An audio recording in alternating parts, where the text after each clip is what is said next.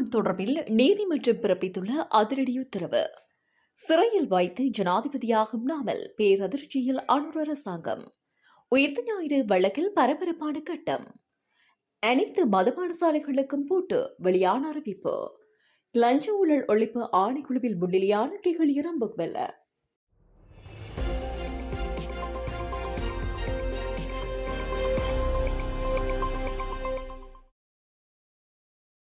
பிள்ளையான் என அழைக்கப்படும் முன்னாள் ராஜாங்க அமைச்சர் சிவனேசதுரை சந்திரகாந்தனை எதிர்வரும் செப்டம்பர் 1ஆம் தேதி வரை மீண்டும் விளக்கமறியலில் வைக்குமாறு மட்டக்களப்பு நீதவான் நீதிமன்றம் உத்தரவிட்டுள்ளது. இந்த வழக்கு இன்று பதில் நீதவான் முன்னிலையில் விசாரணைக்கு எடுத்துக் கொள்ளப்பட்டது. இதன்போது சிவனேசதுரை சந்திரகாந்தன் காணொலி தொழில்நுட்ப ஊடாக நீதிமன்றில் முன்னிலைப்படுத்தப்பட்டார்.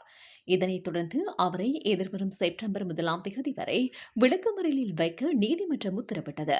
2008ஆம் ஆண்டு மட்டக்களப்பு மாவட்டத்தின் பல்வேறு பகுதிகளில் இடம்பெற்ற 5 கொலைச் சம்பவங்கள் தொடர்பில் சிவனேசதுரை சந்திரகாந்தன் உள்ளிட்ட சந்தேக நபர்களுக்கு எதிராக குற்றப்புலனாய்வு திணைக்களத்தினால் வழக்கு தொடரப்பட்டுள்ளது. இந்த வழக்கில் சிவனேசதுரை சந்திரகாந்தன் 3வது சந்தேக நபராக பெயரிடப்பட்டுள்ளார். குறிப்பாக கல்லடி பகுதியில் இடம்பெற்ற கொலை சம்பவங்கள் மற்றும் காணி பிரச்சினை தொடர்பாக அவருக்கு எதிராக 3 குற்றச்சாட்டுகள் முன்வைக்கப்பட்டன. வழக்கின் அடுத்த கட்ட விசாரணைகள் எதிர்வரும் செப்டம்பர் 1ஆம் தேதி இடம்பெறவுள்ளன. நீதியரசர்களின் ஓய்வு வயதை நீடிப்பது தொடர்பான அரசாங்கத்தின் தீர்மானத்தை தொடர்ந்து நாட்டின் அரசியல் சூழல் மேலும் பரபரப்படைந்துள்ளது.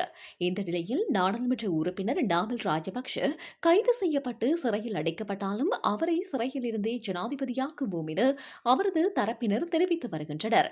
மறுபுறம் ஜனாதிபதி அனுரகுமார திசாநாயக்கு எதிர்காலத்தில் பதவி விலகும் பட்சத்தில் அவரை கைது செய்யும் நிலை உருவாகலாம் என எதிர்க்கட்சியைச் சேர்ந்த சில தரப்பினரும் பல கருத்துக்களை வெளியிட்டு வருகின்றனர். இதனிடையே கடற்றொழில் அமைச்சரால் முன்னாள் ஜனாதிபதி மஹிந்த ராஜபக்ஷ மற்றும் அவரது குடும்பத்தினர் தொடர்பில் வெளியிடப்பட்டுள்ள கருத்துக்களும் தற்போது அரசியல் வட்டாரங்களில் பேசுபொருளாகியுள்ளன. இதனால் நாட்டின் அரசியல் களம் நாளுக்கு நாள் மேலும் சூடுபிடித்து வருவதாக அவதானிக்கப்படுகிறது. உயிர்த்த ஞாயிறு தாக்குதல் வழக்கில் தற்காப்பு தரப்பு சாட்சியங்கள் பதிவு செய்யும் நடவடிக்கை தற்போது கொழும்பு மேல் நீதிமன்றத்தில் நடைபெற்று வருகிறது. உயிர்த்த ஞாயிறு தாக்குதலுடன் தொடர்புடைய 25 சந்தேக நபர்களுக்கு எதிராக கொழும்பு நிரந்தர மூவரடங்கிய மேல் நீதிமன்ற நீதிபதிகள் குழாம் முன்னிலையில் இந்த வழக்கு விசாரணைக்கு உட்படுத்தப்பட்டு வருகின்றது. வழக்கில் அரசாங்க தரப்பு சாட்சிகளை விசாரிக்கும் நடவடிக்கை ஏற்கனவே நிறைவடைந்துள்ள நிலையில் அரசாங்க தரப்பு வலுவான வழக்கொன்றை முன்வைத்துள்ளதாக நீதிபதிகள் குழாம் தீர்மானித்துள்ளது. இதனையடுத்து குற்றவியல் நடைமுறை சட்ட கோவையின் 200ஆம் பிரிவின் கீழ் தற்காப்பு தரப்பு தமது நிலைப்பாட்டை முன்வைக்குமாறு நீதிமன்றம் உத்தரவிட்டுள்ளது. இதன்படி பிரதிவாதிகளுக்கு 3 முக்கிய வாய்ப்புகள் வழங்கப்பட்டுள்ளன.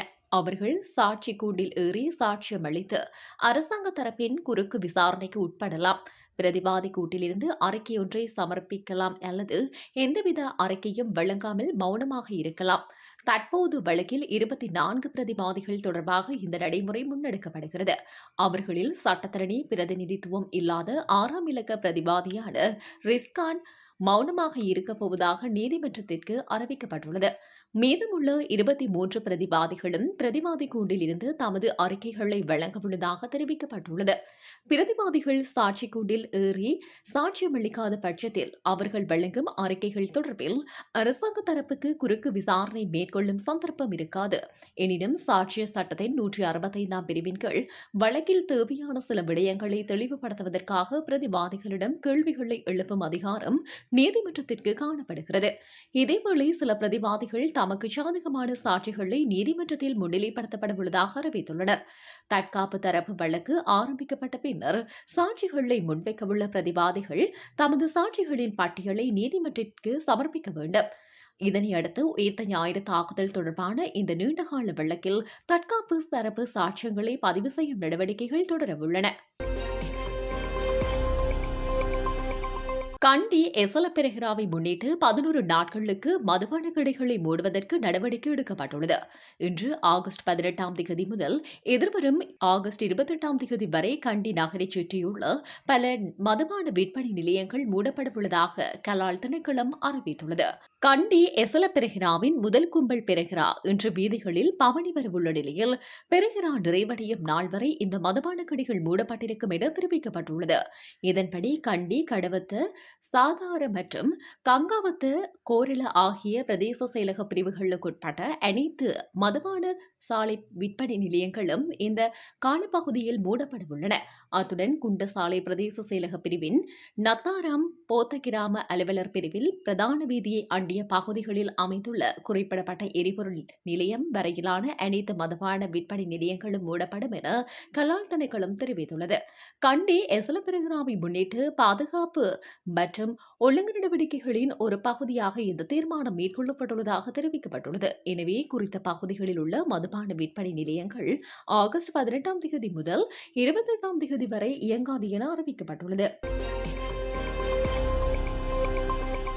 முன்னாள் சுகாதார அமைச்சர் கெஹலி ராம்பக்வெல்ல சற்று முன்னர் லஞ்சம் அல்லது ஊழல் குற்றச்சாட்டுகளை விசாரணை செய்யும் ஆணைக்குழுவில் ஆஜராகியுள்ளார்.